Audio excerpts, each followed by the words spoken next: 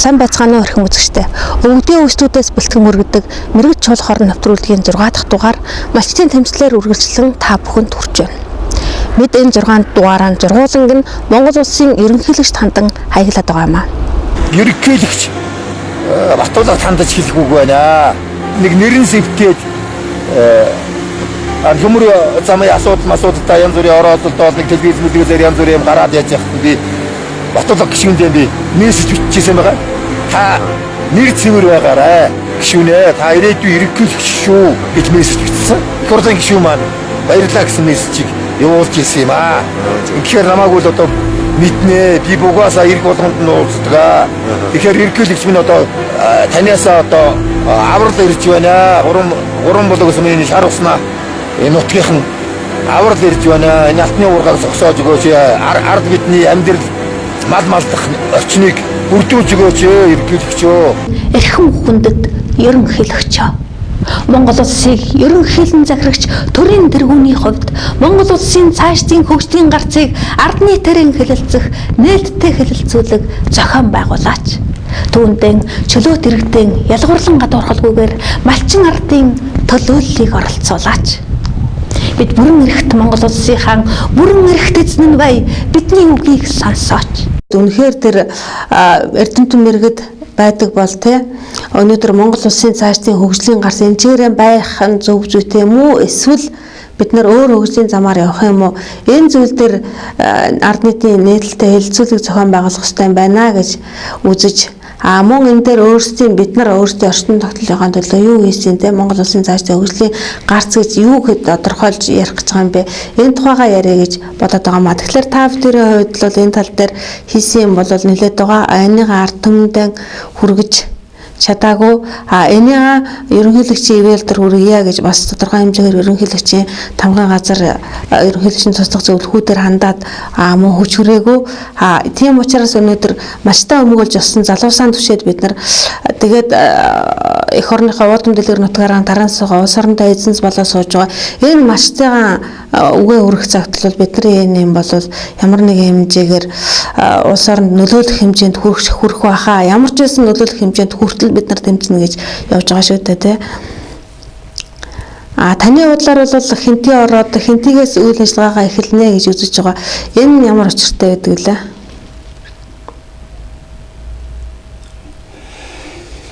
Бид нар одоо удахгүй хинтээ явах гэж байна л да. Тэгээ хинтээс эхэлдгийн учир нь бол энэ нэг дийцэн хааны нутаг.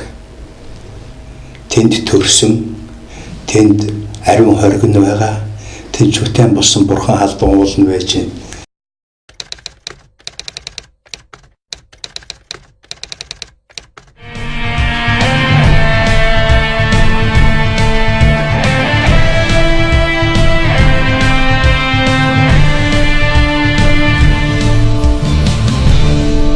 Хоёрд бол ерөнхийлөгчийн асуудлаар бол үнэхээр би хувьдаа бол Тэнгэрийн цаг ирсэн байна.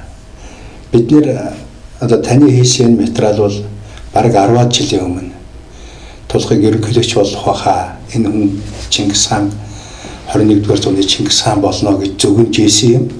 Өнөөдөр Монголын хувьжаа энэ хүний атгал гарт ирлээ шүү дээ. Монголын хувьжаа нээж болоо.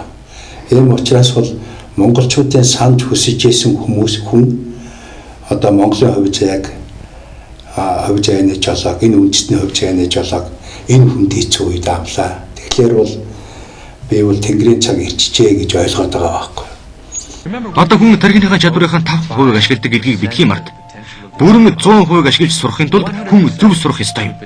Бүх хүн өөрийнхөө оюуны болон сэтгэл хөдлөлийн боломжийг бүрэн ашиглаж байгаа тийм дэлхий дээр амьдарч байна гэж төсөөлдөө. Бид хаанч хүрч чадна. Бид юу ч хийж чадна. Юунд ч хүрч чадна. Хүндрэлтэн үүнээс хойш тархиныхаа чадлыг 100% бүрэн ашиглаж хөгжинэ гэд зөв сургалтанд хамрагдах цагт буруу ном зааж боолын боловсрол олгодог сургуулиуд үв таалгаан барина. Буруу ном зааж боолын боловсрол олгодог сургуулиуд хумигдах цагт удирдлагын унтлан долоодог долоогчдын арим цаашид бэлтгэгдэх юм болно. Ингэж сургууль нэртэй яндангууд хумигдах цагт сурагч нэртэй хоригдлууд хотод заавал хоригдож, хортудаанд хордож, хямарч, өвдөж, эмнэлэг барьж, эмнэлгээрээ дүүрэх шаардлага үгүй болно. Ингэж дэлгэрч байсан өвчин зовлон намжиж, дэвэрч байсан уур хилэн амьрлах цагт эмч, цагдаа, харуул, хамгаалагч, дарга даамлуудын их ажил хөнгөрч, их хотын их утаа, завгүй ажил, зайгүй түгжрэлд заавал хоригдож байх шаардлага үгүй болно. Ингэж их хотын хоригдлууд үүрэгт ажилласаа чөлөөлөгдөж, албан хүчээр гүйцэтгэдэг боолын хөдөлмөрөөр орхих цагт эх хормын эзэнтэй болж, уудам нутгийн хаан ингээд харан сорьсон монголчууд хар гэртэн хаан, бор гэртэн богдолоод, улс гэрэн төвхнүүлж, урдын адил амгалан ангиж яргана. Эзэн хаан гэдэг бол нар мандах тайл адил. Өдөр бүр нар манддаг нь амгалан тайвны бэлэгдэл. Чамайг эзэн хаан болгоход ч адилхан мандсаар л байна. Энэ бүгд миний гэсэн үг үү? Тийм ээ. Жаргалтай дэлгэр дуугаан турж, жоромтой, жудагтай, найр наадман хөгжөөж, өвгдөө сөвлүүлсэн өв соёлон эзэмшиж, Монгол төр мандаж, Монгол айл эрх бүр эрх чөлөө тусгаар тогтнолон сэргэн олж авна. Ингэж өрх бүр эрх чөлөө тусгаар тогтнолон сэргэн олж авснаар Чингис хаанаас бол баатай төрт ёсны уламжлал сэргэж, Монгол улс урдын адил хүчрэхгээр оршин тогтно. Ингэж хүчрэх Монгол улс сэргэн мандснаар мөхлийн өмнө хүчин мөхөссөн хүндрэлтэн Монголоос суралцаж мөхлөөс аврагдана. Ингэж Монгол хөгжил цэцэглэж оюун ухаан хаанчлах цагт хэрэглэгч та хаан гэд бодох завгүй ажиллах боол хүн үгүй болно. Ингэж хэрэглэгчийн хаанчлал нуран унаж оюун ухааны хаанчлал ноёлох цагт Монголын их амар амгалан дэлхийд түгэн дэлгэрч манай гариг дээр амар амгалангийн алтан зуун биелэлэн болно. Одоо хөлөг онгоцны зохион бүтээгч инженер байлаа гэж бодоход тэр чин доороо өчиг төдий олон инженер үүдтэй цахилгааны явах ангин тэгээд л одоо өрүүлний тэгээд л одоо олон инженерүүдийн бүтээл байгаа юм. Гэтэл энэ өвний чин ерөнхий инженер нь бол ийм л хөлөг бүтээх гэдэг байгаа юм. Энэ хөлгийг бол одоо тийм хөтөн чадaltaй тийм хөлөг бүтээнэ, тийм усан онгоц бүтээе гэсэн хүн бол тэр ерөнхий инженер нь гэсэн үг. Тэгвэл тэр ерөнхийлөх хүн юм байх ба гэхээр зэрэг одоо бид хоёрын энэ домог амлсны 1-р анги дээр бол Баттулга яагаад байж болохгүй юм те? Ямар хэн нэгэн тэр хинэж танил биш ямар нэг үнийг авчраад ингэж байгаа ш. Тэрнгүй 17 оны сонгуул ерөнхийлөгчийн сонгуул дээр Баттулгад итгэл найдвар өгсөн. Баттулга өөрөө яаж хүмүүс итгэл ард түмний итгэл найдварыг хүлээсэн юм те? Тэгээд энэ хүн хэрвээ ерөнхийлөд энэ ардын төр хороо байгууллаа гэхэд энэ ардын төр хороо маань юу хэлцэх вэ гэхээр зэрэг одоо нэг хурл бол яаж энэ идэж явах вэ? Хэн идэж явуучих вэ гэдэг юм хэлж байгаа бол бид нар чи энийг огцом өөрчлөх гэдэг шүү дээ. Эргэлт бий болох гэдэг тийм. Тэр эргэлт нь болохоор зэрэг тэр энэ нэг тийм шашны дагмыг л тэр дархлаа гэдэг ах шиг байна л да. Тэгэд энэ дархлаа нэгдэх юм бол улс үндэстэн бас нэг нэгдсэн байдалтай байдаг. Нэгдэл гэх юм да. Үзэл бодлын нэгдлийг хэрэгжүүлэх дархлаа гэсэн үг. Бүхэл зүйлийг одоо дотоо бодоод боловсруулсан ерөнхий инженер нь бол байх хэрэгтэй. Тэр ерөнхий инженер бол бусад тэр ухаантай мэрэгдүүдийн санал зөвлөгөөг ерөнхийд нь бодож боловсруулад тэгээд Монгол улсаа түжрэх Монгол улс болтол нь хөгжүүлэх тавилан тэр цагтл ирнэ. Одоо түүнээс нaan энийг аарсаар реформ хийсэн төдийгөр 90 оны арчилсан хувьсгал гэж асгарч байгаа бид эдийн амжилтч олигтой юм бол чадсангүй хувьсгалт намын тэр үеийн тогтолцоог юугийн ч өөрчилж чадаагүй зүгээр байснараа л байлгаад байгаа. Монгол ах дүүсээ би дахиад хэлье. Бид өөрчлөгдөх шаардлагагүй. Монголчууд хангалттай өөрчлөгдсөн. Монгол эгэл энгийн түмэн олон та бүхэн минь монголоороо дэндүү сайхан сэрж чадсан. Харин хэд өөрчлөгдөх ёстой. Төрийн нэрээр хулгай хийдэг, төрийн тамгаар иргэнээ айлгадаг, төрийн сэнтийг урдаа барьдаг, эрхтэн ямбтнууд өөрчлөгдөх ёстой. Үнэхээр бид нар энэ хүндрэлтний аврах цаг нэрлэгээ гараад ирсэн, улс төрийн хүчнүүд Монгол чинээр гарч ирсэн. Энэ хүчнүүд дээр бид бол бодиттой ямар 800 жилийн дараа Чингисийн Монгол дэлхийг аварна гэж энэ ямар учиртай домог хаанаас үүссэн байж болох вэ? Үнэхээр 800 жилийн дараа гарч ирсэн бол хэн ямар үзэл санаа гаргаж, ямар тэмцэл хөдөлгөөн оруулж яаж гарч ирв? Энэ бүхний бодиттой баримт нотлогоог цуглуулж ингээд нотлого баримт бүхий олон ангид цуврал хийсэн байгаа. Тэгээ бид нар чинь одоо энэ нийгэм улс төр 100% хурдчлаа гэдэг ингэж энэ ямар нийгэм улс төр улс төрийн үсэлс нам хурдчлаа гэ ямар улс төрийн үсэлс нам хурдсан бэ гэсэн чинь энэ бол либерализм мухарчлаа гэх тийм. Мухардл. Тэгээ ингэсэн чи энэ дээр улс төрийн үзэл санааны алд орчих. Яг энэ рүү орж ирсэн. Яг либерализм үндэсний мухард руу орж байгаа нэг батлагч. Энэ бол бүр суурьтай. Би сэтлэжсэн юм. Одоо бид нар байшинд сууж байгаагаа сайхан гээд энэ байшингийн төлөө яаж боолчлогдож байгаагаа мэдэхгүй шүү дээ тий. Тэр болгоныг энэ хүмүүс чинь таниулаад шүү дээ. Тэгээд миний хамгийн гол нь би өөрөө нөгөө буддизм судлаач учраас Тэнгэрээс бууна гэдэг нь одоо буддизмын онолоор тийм ямар учиртай тэр дэлхийг эмээлэн гэсэн таавна гэдэг нь ямар тооцоолоор гаргаж ирсэн те тэр бүхнийг би дараалал нь танилцуулах хамгийн гол нь те одоо энийг ямар ч байсан энэ орчин үеийн мэдлэгтэн тааруулж одоо жишээлбэл Монгол ухаан ярьдаг улсууд Монгол ухаанаар нь те гаргаж энэ улс төр баруун зүүн онол ярьдагт нь тийм үү өөрсдийнх нь яриагаар гаргаж те энэ мэдлэгт нь өөрсдийнх нь мэддэг мэдлэгээр баталгаажуулсаа ийм байна гэж хүлээн зөвшөөрөх хэмжээнд нь танилцуулаад те тэд нар тэр баталгаатай гэж үнэмшсэн тэр мэдлэгээрээ шалгаад хүлээн зөвшөөрсөн цагт сая тэр нөгөө Чингис маань хүлээн зөвшөөрөгдөж тэгээд нөгөө дэлхий бид нар хараад байгаа тэр юм гарч ирэх учраас эхний удаад бол ямар ч байсан 2012 онд бол бид нар сонголтоо хийжээ. Энэ бол сонголтын жил байна гэдгийг хэлжээ те. Хэрвээ бидэнд одоогийнхоос өөр хөгжилд суралцах туршлага байгаад түүнд суралцах түүхэн хувь тохиолдол юм бол шин нэрэнд шилжилт маш эрчимтэй хурдан явагдах ёстой. Тийм ээ. Тэр он цагт тав тодорхой заагдсан. Энэ бол 2012 оны 12 дугаар сарын 21. Тэр сонголт юу байсан бэ гэвэл жишээ нь бол энэ сая хүн хэллээ шүү дээ. Бид нар хэдгээр зуунд амьдраад байгаа юм бэ. Тэгтлээ тэнгэр үзэл гэдэг нэвтрүүлэг хийгдлээ шүү дээ 12 сард. Хөгжлийн тухай нэвтрүүлэг хийгдлээ тий. Тэгвэл хөгжил гэж юу юм бэ гэсэн хайлт явууллаа. Жишээлбэл нанууж асуулт асуулаа шүү дээ. Тэгэхээр зэрэг Батболго гишүүний хувьд бол ямар ч асуудалгүй байхыг хөгжил гинэ. Гэтэл энэ хөгжил чинь хийж байгаа үйл болгоно асар их хоримтлагч асуудал дагуулад тэр асуудалтаа өнөөдөр мухардл зарлчаад одоо яах вэ гэдэг дээр ярьчихэд шүү дээ тий. Тэгэхээр зэрэг тэр хөгжил гэж юу юм бэ гэдэг өндөр байшин юм уу ингэж асууж явж байгаад зөв өөрчлөлт хөгжил юм байна гэдэг хариулт орж байна тий. Тэр зөв өөрчлөлтөнд юу юм бэ гэхээр зэрэг Батболго гишүүний тухай хэлсэн үг нь бол бид нар нэг бол ерөөсөө энэ хөгжлийг хаяад нүүдэлчин соёлоо сонгоч. За яагаад гэдэг дээр тэнгэр үсэл нэвтрүүлэг цааш нь хийгдсэн. 20 дугаар зуунд хөгжил морин хөсгөөрл эхэлсэн. Ердөө ганцхан зууны дотор хүндрэлтэн морин хөсгөө мотор дунаагаар сольж онгоцоор нэрч сансрын хөлгөөр аялан саранд хүрч интернет зохион бүтээсэн. Тэгвэл үүнийг 1000 дахин үржүүлсэнтэй тэнцвүүц хэмжээний тийм гайхамшиг 21 дугаар зуунд хүндрэлтнийг хүлээж байж болно. Хэрвээ эртний мэрэгэн ухааныг орчин үеийн шинжлэх ухаанч мэдлэгтэй хавсруулж чадвал 2012 оны 12 сарын 21-ээс хойш хүндрэлтэн оюун санааны шинэ дэвшилд нэвтрэн орж чадна. Энэ он жилүүдэд монголчууд ямар сонголтын өмнө тулж ирээд ямарыг сонгов. Гэд Монголын нэн шинүүгийн түүхийг сонирх бол. Одоо нэг л арга байгаа юм л да эсвэл бүр хөгжөө хаях. Ерөөсө тэр чигээр нь хаях. Та нэг хэлчихсэн шүү дээ. Зүгээр сайхан одоо нүүдэлчин гаралтай улс бол ганц манайх үлдлээ шүү. Тий. Тэгэл тэрийг л аваад морь оролдоод мөрөө оролдуулаад торхоо гойдэл. Тэгэл ингээл Чингисээ яриад.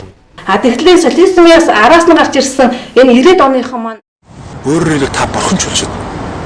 Та Есүс болж чад. Та Чингис хаанч болж чад. Та мантаа цэцэг хатанч болж чад. Тэгвэл тэр Платон Аристотелийн юу гэж үзэж байгаа юм те хүн үнэхээр бурхан болно өөрөө нэснэ гэдэг энэ үзэл байж болох уу? Яг Декарт Кант нь юу гэж хэлсэн?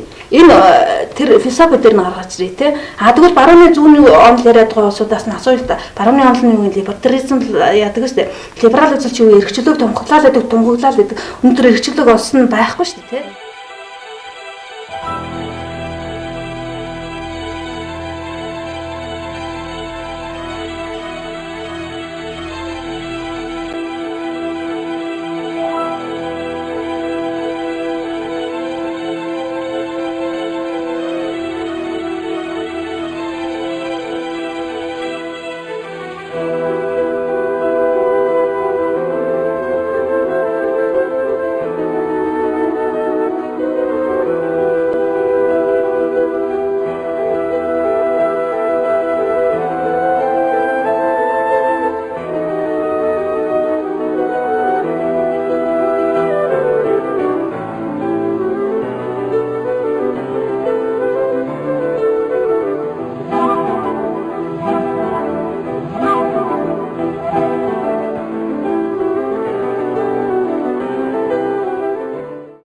жишээлбэл Жавхлан яриад байгаа одоо нөгөө нэг малчин соёл руугаа зарах нь шүү дээ. Нөгөө 1200 мэрэгжил эзэмшсэн бүхнийг шатагчийн хэмжээнд байсан. Тэгээд тэр бүх хэрэгчлөө тэр амар амгалан тэр өсгөж ядуураагүй тэр бүх юм чинь Монголд байсан тий. Энийг тэр нөгөө нөхдүүдэд өөрсдийнх нь хэлээр асууя л да. Та нарын томхоглоод байгаа хэрэгчлөө чинь энэ биш юм уу? Тэгээд социал демократ энэ нийгмийн халамж тунхаглаад байдаг улсууд наа хэдийгээр нийгмийн халамж тунхаглаад худлаа яриад байгаа боловч үн чанартай баян ядуугийн ялгаа ямар байгаа вэ?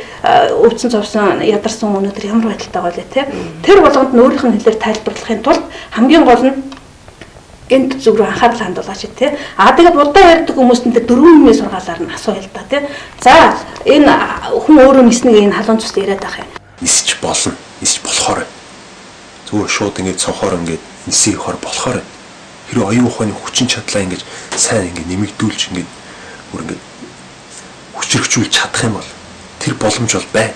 Энэ үний юм уу? Тэр 4 үнийн сургаалт нь юу байдаг? 800 жилийн дараа дэлхийн эмээлэн гэсэн таавахтаа тэнгэрээс бууна гэж домог байдаг гэж яриад байгаа юм. 4 үнийн сургаалт чинь бурхан багшийн айлдвар чинь юу гэж ядгийг? Энэ болгоны тэр онолынхан дагуу хамгийн гол нь буддизмыг философиг гол нь онолынхан дагуу Аристотелийн яг тухайн үед яг юу гэж хэлээд хүмүүс юу ойлгуулахыг хүссэн те тэр дагуу нь гаргаж өгье. Тэгээд энэ Монгол тулгатан бол яасан шүү дээ. Энэ шинжлэх ухааны төгс ус байдлыг те пенслийн хийгдээд ерөөсөө хойд нь пенслийг гайхамшигын бишрээд лежил одоо тэрнийх нь хорон нүүлэн дээлдэхгүй болчихсон. Гэхмэчлэнгийн энэ барууны нэвтрүүлгийн шинжлэх ухаан чинь төгс ус гэдэг нь батлагдчихсан. Сүнс судлал гэдгийг орхигдчихсан. Гэтэл энэ сүнс судлал гэдэг юм чинь бид нар энийг мэдгүйгээр хоцорч байжээ гэдгийг хэлчихсэн. Одоо энэ тэр тэнгэр үзлийн нэвтрүүлгийнхаа энэ бүгдийг бид нар тайлан хязээ хийгдэх үү? Тэрний дараа тэрийг одоо бид нарт энэ зөвхөн материалыг буюу социализм энэ социалистуудаас бид нар чинь нөгөө нэг нийгмийн өмчийг нэгдүгээр нийгмийн өмч гэж байгаа нийгмийн эрэг зураг болгочихсон шүү дээ тийм. Энүүнийг хийхийн тулд ямар их мундах суртал нэвтрүүлгийн аппарат ажилласан тийм. Эргээд тэгвэл бид нар энэ бүх үннийг хайгаад олсон үннээ эргүүлээд тэр суртал нэвтрүүлгээрээ ч юм уу ингээд цацгаа хүмүүстэй гол нь энэ Нострадамсын зөвлөө гол нь ингэж байгаа байхгүй. Цэцэн санааг ихээр тарааж өөрчлөлтийг эртхэн хийж эхлэх. Гэхдээ шүлгийн хүчээр ус харин өгүүл тайлбарын хүчээр гүйцэтгэгээд Нострадамс дөрвөлсөн эрхийг дээд тэнгэр хаан суурин залсан юм. Ингэснээр хорвоо ертөнцийн сайн өрөөр амсгийн тайлшрах ёстой. За тэгвэл энэ тайллыг зүгээр шүлгийн хүчээр бас хамгийн гол нь энэ бүх онолынхын дагуу хийгдэж энэ хүлэн зөвшөөрөгдөнө. Тэгээ энэ хүмүүс өөрсдөө бид нар 20 дугаар 100 хэдгээр 100 амьдраад 13 дугаар 100 ярьлаа гэж юм тийм үү. Тэгвэл энэ 20 дугаар 100-ны чинь хамгийн том эрдэмтэд чинь хамгийн гол нь энэ зүг рүү анхаарат байгаа байхгүй юу. Тэгэхээр энэ хүмүүс цалингийн хооронд өрнөөс өрнөө хооронд бажигдаж байгаад орчин тойрны мэдрэмжгүй болцсон байна шүү дээ тий. Дэлхийн ертөнцийн болоод энийг анзаарах сүхэг болцсон байна шүү дээ тий. Чингис хаан 13 дугаар 100 за дэлхийн талыг эзлэн дайлаа мордож үнэхээр мундаг хинч одоо Чингис хаан гэж мэдэн тийм ээ. Тэгэхээр тухайн үед бол мундаг сайн байжээ. Тийм болохоор бас тухайн үеийг сайхан манай Монгол одоо үнэхээр хүчрэх байж. За яг одоо бол 21 дугаар 100 шүү дээ. Тэр одоо яг заавал Чингисийн онолыг бариад Чингис маань тийм байсан болохоор одоо юм байх ёстой гэл тэр 13 дугаар зууны одоо морьтон Монголыг яриад ингээд байх нь одоогийн хөгжилтэй яг үнэглэхэд за одоо үеийн хөгжлийн бас эхлэлийг харъя л да тий. 21 дугаар 13 дугаар зуунд бол Чингис хаан миний дээр төрийн дээр мөнх тэнгэр бий гэдэг мөнх тэнгэр үзэлтэн бай. Тэнгэр үзэлтэн байж тийм үү. Тэгвэл нөгөө хаадууд чинь дэлхийн эзэн болсон Чингис хаан ингэж хэлсэн байхад нөгөө нэг жижиг улсын хаадууд юу гэж хэлсэн ямар үзэлтэй байсан бэ гэдгийг орд харш илүүд үзсэн шүү дээ тий. Орд харшийг илүүд үзсний учрын үеэс мэдлэр зэрэг бүхний дээр эзэн тэр хаан өрөн байсан. Тэгээд энэ юм юугаар батлагдж яах вэ гэхээр зэрэг эзэн хааны төлөө гэсэн тангарагтай өв олон тайган шивгчин албатуудаар өөрийгөө хүрээлүүлсэн нэг нацгай битэл байсан шүү дээ. Нэг үхэн тэр одоо хатад төшмөдийн хор найруулганд л одоо нэг тэсэдүүлтчихсэн нэг л зовлонтой амтан байсан шүү дээ. Тэнд ямар гажвал тэр орд нь биднэрт Монголд бол тэр том дэлхийг эзэсийн улсд бол хааны ордон гэж байгаагүй шүү дээ. Хааны ордон байгаагүй учраас хаан тулс гэж үзэхгүй гэл одоо чинь молор эрдэнэлж штэ. Хаан тулс гэж үзэхгүй ямар улс гэж үзэхгүй. Чингис хааныг уу? Монголын альч түүхэнд хааны ордон байгаагүй л байхгүй юу? Чингис хааны үед ч тэр мөнх хааны үед ч тэр ерөөсөө ордон байгаагүй учраас энэ улсыг хааны ордон байгаагүй учраас хаан тулс гэж үзэхгүй гэж одоо чинь молор эрдэнэлж штэ. Тэгвэл хаан тулс гэж үзэхгүй ямар улс гэж үзэх юм бэ гэхэлэр чинь тэр хааны дээр төр байсан байна штэ. Тэгэхээр чин жинхэнэ төр тус Монголд байсан байх гэдэг шүү дээ. Тэгвэл нөгөө хааны ордонтой газрууд чи юу байсан бэ гэвэл хааны ордон гэж нэг л их сайхан юм шиг төсөөдөд байгаа боловч Жангумыг мэднэ л өстэй. Жангум киног үзсэн л өстэй. Тэнд чин дандаа л тэр ганц хаанд үйлчлэх тэр олон шивгчэнгүүдийн эмсийн хүрээлэн л байсан шүү дээ. Тэрнийг харж андаа хамгаалах тэр тайхан гэдэг чинь тэр хүний зэрэмдэл ямар гаж дунтаа хааныг тойрсон ямар их аимшигтай гажууд л байсан ч тийм үү. Энэ гажуудлыг хизээ яаж засах уу гэдэг ухааныг л тэнд монголчууд яаж боловсруулсан байх вэ гэдэг юм руу орох гэдэг шүү дээ хамгийн гол нь тийм. 2035 онд энэ алтан зам болно. Энэ юу дайм болон зэвсэгт мөргөлд огт үгүй болж өвдмөр сунхаа удирдагчдын оронд ухаадаг шудраг хүмүүс ирэх юм байна гэсэн. Энэ зөвнөл одоо 2035 ойрхон болсон те.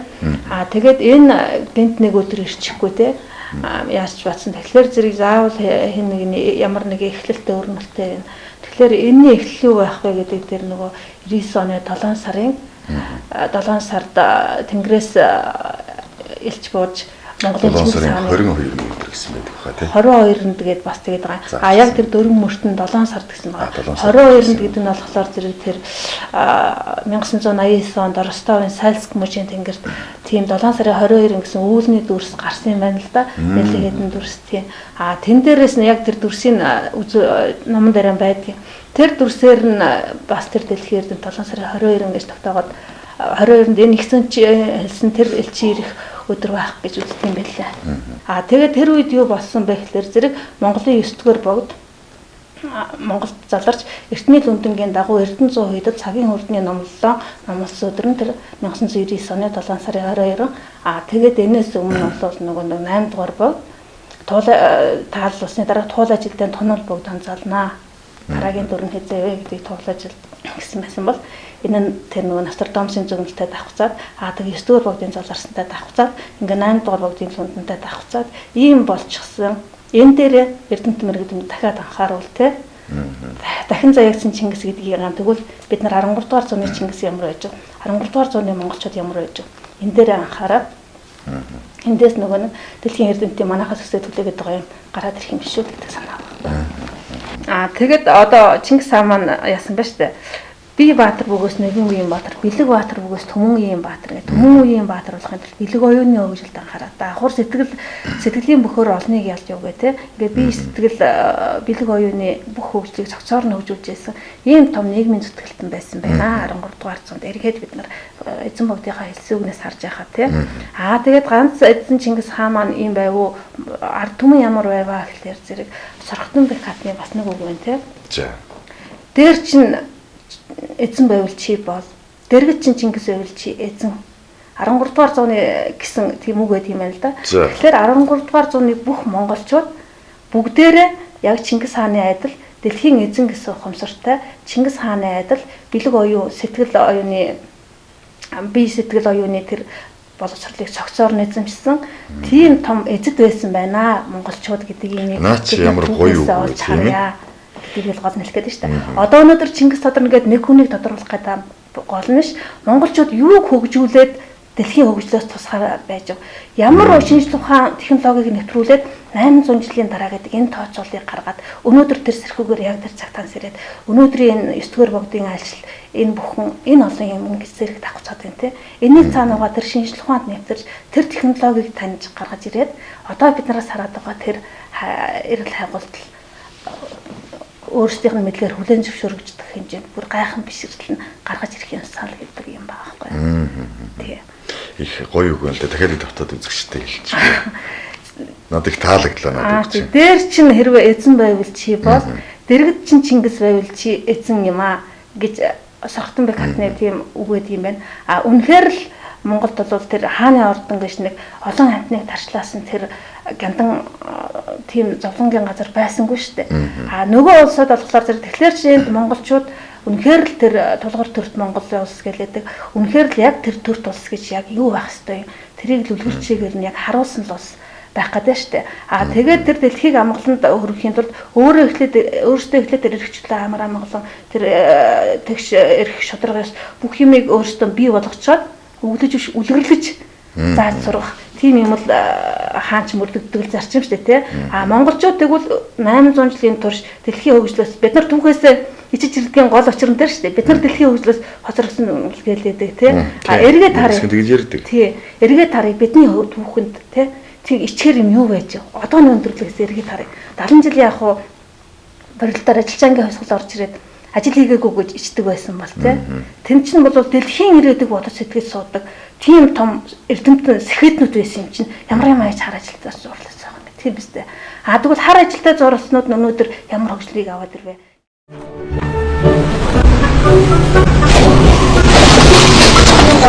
2035 онд ирнэ гэж байгаа юм тий. 2000. Тий, одоо тэгэхээр чин зэрэг хэрвээ энэ чигээр тэгээ энэ хүртэл бол тийм ийм аимшигтай гамшиг нүүрлэний хөндөрлөлт гэсэн байгаа шүү дээ тий. Тэгэхээр зэрэг тэр бүхэн яг хэлсэн дагуу он сөрөг төрийн зөрөөгөө таарад тэгээ 2035 онд үнэхээр тэр гайхамшигтай өөрчлөлтөнд хүрвэл яг одоо шийдвэрлэх мөч нь одоо бид нар амьдарч байгаа энэ үе байгаа байхгүй. Тийм учраас эрдэмтэд үнэхээр энэ гамшиг бол энэ чигээр бол гамшиг сүүнд бол тэр харагдсан. Хамгийн гол нь Нострадамус чинь нөгөө бүх юм манан буданд точигдсан байгаа маа тий. Тэр манан буданд точигдсан санаа илэрхий болгох цагт бүх зүйл тодорхой болох юм аа. Би хэлчихсэн байгаа. Тэр манан буданг тайлахад л одоо бид тэр оршид яриад байна шүү дээ. Яагаад гэвэл тий. Энд чинь тэр Тэнгэрээс Чингисийн түмэн төмөр мөрөн зэрэг бууж дэлхийн ертөнцийг жаргалтайгаар хаанчлна гэхэлэр чинь энэ чинь Монгол тамаатай зүйл байгаа байхгүй юу. Тэгэхээр энэ тайлал тэр манан буданд точигдсан санааг гаргах хүмүүс л заавалжгүй монголчууд байж таарах гэдэг. Тийм учраас энэ яг тэр манан буданд точигдсан яг санааны юу юм бэ гэдэг дээр нөгөөдөл чинь барууных ажиллаад одоо тэр 1999 оны 7 дугаар сард Нэргэлийн хаан бууж Монголын Чингис хааныг дахин зайлгамаа гэж тэд нар ч орчуулад байгаа шүү дээ тий. Тэгээд тэр зур жаргалтай амьдрах, тэр амьдрал ихтэх юмаа гэдэг тэр дөрвөн мөртөр гол нь ажиллаад байна шүү дээ тий. Тэгэхээр одоо энэ хөгжил чинь ингээд туйлын мухардлаг гэдэг нь харагдсан тий.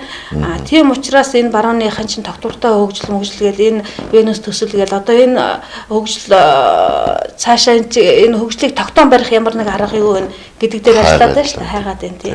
Гэтэл хүн гэдэг амьтны чинь хүсэл тэмүүлэл чи өөрөө хязгааргүй шүү дээ. Хязгааргүй учраас ямар нэг туйл руу заавалчгүй тэмүүлэн шүү дээ тий. Тэгэхээр зэрэг энийг тогтвортой барьна гэхээс илүү хамгийн гол нь зөв туйл руугаа энэ хүсэл тэмүүллийг энэ оюун ухааныг тэр зөв эхлэлээр тавих юм бол зөв туйл руугаа явах юм бол тэр гайхамшигтай бурхан адил болох тэр юм руу явах. Буруу тийшээ чиглэлцэх юм бол энэ гайхамшигтай оюун ухаан чинь өөрийгөө хөнөөчих байдалд ийм үрчдэг юм байна гэдгийг бид нар ч одоо харчлаа шүү дээ. Тэгэхээр зэрэг Нострадамус гол нь энүүнийг хэлжээ те. Хэрвээ буруу туйл руугаа явах юм бол энэ гамшиг ирнэ гэдэг. Бид нар гамшигын өмнө ирчихсэн. Одоо энэ зөв туйл руу хэрвээ эргүүлж чадах юм бол гайхалтай алтан зам болно. Энэ буруу туйл руугаа чиглэсэн энэ хөгжил чинь энэ гамшиг сүрлийн өмнө одоо өндөрлөгтөн хүчин мөхсдөө тэгээд мөхөлдөөгөө илэрхээс өөр арга байхгүй. Ийм байдал төрнө гэдэг тий. Тэгэхээр энэ дээр чинь монголчуудын онцлог бусдаас ялгарх онцлог юу гэдэг дээр ярьлаа шүү дээ тий түрүүн тий. Тэгэхээр хамгийн гол нь монголчууд тэр зөв эхлэл дээр л анхаарч ирсэн байх гэдэг юм тий. Тийм байна. Тийм. Ихэнх булангартай бол адагны булангартай гэдэг шүү дээ. Гэтэл хүн төрлөختөн бусд одоо энэ барууны орнууд гэх тий. Эдгээр бол эсрэгээр нь байцсан шүү дээ. Зөв эхлэлийг тавих гэсэн улсуудыгаа дагаад байсан шүү дээ тий. Одоо жишээлбэл Сократ хэлсэн байдаг шүү дээ. Зөв сэтгэдэг хурц ухаантай хүн л хамгийн жаргалтай хүн гэ тий. Тэгээ альва зүйл аар саараас эхэлдэгч юмыг зөв эхлэнэ гэдэг бол аар сар зүйл биш юм аа. Гэх мэтлэнгээр зөв мэрэгэн ухаанаа түгээгээд ардуудыг дагуулад ингээд байж ятал нөгөө нэг жирийн хүний хэм хэмжээнээс давсан гэдэг ялгаар бас л цааслагдсан шүү дээ хорвож яасан тийм. Тэгээд энэ барууныхан шиндэгж идеализмын чинь гол үндэс нь хамгийн зөв мэрэгэн ухааныг л олж яхад чиглэжсэн. Гэтэл барууныхан чинь идеализмаас татгалзсан шүү дээ тийм. Хүний ухаанаар л бүх зүйл бүтдэг юм байна. Энэ реалистууд чиг бүх юм энэ өөр ямар ч арга байхгүй гэж суугаад байхтай гол нь ш. Өөрийнхөө ухаанд найдаж ингэж яах юм бол ямар ч зүйлийг өөрчилж болно гэдэг. Гэх мэтлэнгийн энэ юмыг бол хэтэрхий тийм амьдралаас хол юм байна гэж үзээд энэс бид нар чинь татгалзсан хүмүүс шүү дээ тийм. Тэгээд энэ зөвийг яг энэ Сократ шиг ийм мэрэгчүүд бол хэзээ шавдрласаар ирсэн 20 дугаар зуун маань тэрийг философтон шавдарлсан ирүү байсан те. Ингэснээр тэд юу төрсөн бэ? Ямар балай Монгол харанхуй төрсөн бэ гэхээрсэн зэрэг л одоо Лондоны их өмхий гэдэг тэр нөгөө Тэмсаа мөрөн рүүгээ хамаагүй бохор ялгасан яасан тэр өмхийгээр юм бол 68000 гаруй хий арч ийсэн те. Тэр их утаанаасаа болж ямар хий арч ийсэн. Өмнөх өөдөөс хараад ярьж байгаа хүн баг бийсээ харахааргүйгээр тийм их утаа манай дунд байсан. Тэгэхээр чи манай Улаанбаатарын утаа дэрэгд нь бол хамаагүй гайгүй юм байх гэдэг байна. Урдах замаа харахгүйгээр явж байгаа тэр Тэмсаа мөрөндөө унж хүжээс эднэргэл тийм аимшигтэй харанхуй парламент чинь байсан байж та. Тэгтэл чин монголчууд тэгээд тэр юмаа шүүмжилсэн тэрэн дээр хандсан тэр нийцшиг юу гэж тий. Бид нар бурхан болохын төлөө хичээх ёстой байдалтай. Бурханы жижиг төрхийн төлөө хичээх ёстой. Бид энэ байдлаараа бид бурханыг авсалж байна. Бид бурханыг алж байна. Алуурчд гэсэн нөгөө нэг юу уншсан шүү дээ тий. Тийм тэгээ бурханы жишг төрхийн төлөө бид өгчих ёстой юм байна гэд тэрийг ойлгосон хүн нэгч байхгүй хамгийн сод одоо бол нийцээ баруун улам л өндөрөд байна шүү дээ тийм улам их судалж байна. Тэгэхэд одоо 20 дугаар зуунд гайхамшигтай хөгжил аваад ирсэн тэр их хөгжилтийн тесрэлтийг авчирсан тэр Эйнштейний хэлсэн үг нь байдаг шүү дээ. Миний гол хүсэл бол бурханы хүслийг л мэдэх юмсан тийм. Бусд нь бол аарсаар зүйл юм а гэж хэлж ирсэн байхад монголчууд ч одоо яг энэ дээр л анхаарч ирсэн байна 13 дугаар зуунаас тий зөв эхлэл дээр анхаарч ирсэн байна. Зөв эхлэлийг сайн тавьсан байна. Тийм. Эднэр бол зөв эхлэл чухал юм а гэсэн үнэ устгачаад байсан бол зөв эхлэл чухал юм а бусд нь аарсаар зүйл юм а тий бурхны хүслийг л мэдээ бусд нь аарсаар зүйл юм а гэдгийг одоо 13 дугаар зууны монголчууд баримталж байсан гэсэн үг шүү дээ. Тэр олон шашныхныг цуглуулж авчираад ном хаялцуулж байсан байна. Тэн дундаас ингээ хүн өөрөө бурхны жишг төрдөг юм а гэдэг нь бурхан болох сургаа номлолыг хүлээж авсан байна те. Энийг ард түмнэр зөвхөн хаад дээдсийн бол эзэмшдэг мэрэгжил боловсрал байсангүй бүх ард түмнийг хамруулж чадсан байна те. Ингээд 20 дугаар зууны ихээр 100% буддист монголчууд яг энэ 20 дугаар зууны хөгжил дээр тавсан дээр тусгаар улсуулаад гараад ирсэн байна шүү дээ. Тэгэхэд чин тэр 19 дугаар зуунд барууныхан тэгж харанхуй битүү харанхуйта тэр пиг өмхий дунд тэгж дээд зэргийн бүдүүлэх хэмжээнд байх юм байгаа зү тий. Байсан байхад монголчууд чинь тэр гайхамшигтай ариун дагшаа орондоо тийм хязгааргүй хэрэгчлөө тэгж ирхийг эдлээд тэгээд ирээдүйд ингэнэ. Ирээдүйг харцсан тэр холыг харцсан. Нөхдүүд хоёр винэ харахгүй харанхуй дунд умбаж исэн байна шүү дээ. Тэгэхэд монголчууд холын ирээдүй нөгөө цөөхөн цаг түүнийг гэтлэх өвгдийн гэрээслэгээ те. Одоо энэ нөхдүүд чинь энэ харанхуй бүдүүлэг нөхдүүд чинь манайд орж ирэх юм а. Яагаад гэвэл энэ бүдүүлгүүдийг бид нар энэ гэгэрэл төрөхийн тулд өөрсдөө тэдний жишг төрөх ёстой юм а те. Өөрсдийнх нь хэлээр юмыг тайлбарлаж ингээ гэгэрэл төргийа гэсэн тийм технологи монголчууд бид нэвтрүүлж байжээ. Энэ рүүгээ орё л гэсэн санааг л яаж хөргөх үү гэдэг дээр л миний бодол санаа яваад байна. Ганцхан их хаан л ирж одоо энэ дэлхийг аварнаа. Их хааныг дахин заяалгана гэж байгаа. Заяалгана гэж хэлсэн бэ. Нострадамус предсказывал.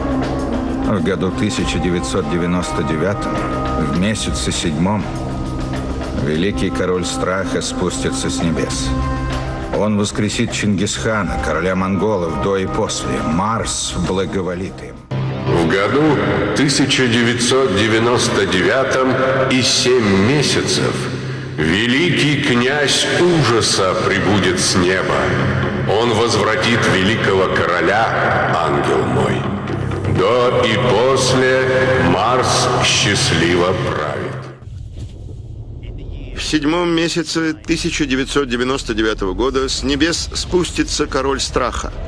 Он отбросит короля монголов, и затем воцарится война. 1999 он хийгээд 7 сар.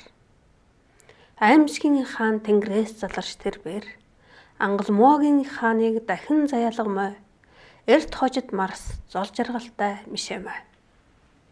Их эзний сүнс эргэн ирж бурууг боснуулан зөвийг зогцлоо. Тэнгэрийн ташуураар хүн мөсгүйчүүдийг гисгэн зохиох тийм цаг үе ирэх нь магадгүй юу гэж монголчууд бид бэлгшэн найдаж суун. Их сурхайчийн зүүн бэлэг алдаж байсан удаагүй лээ. Дугар сүрэнгийн гүн уйлс Нострадамус зүүн бэлэг оршвэ номын 351-р нуур. Нострадамус никогда не ошибается. В приближении указанного времени люди по всему миру заявляли, что предсказание Нострадамуса обязательно сбудется. Имела место паника. Настоящая паника.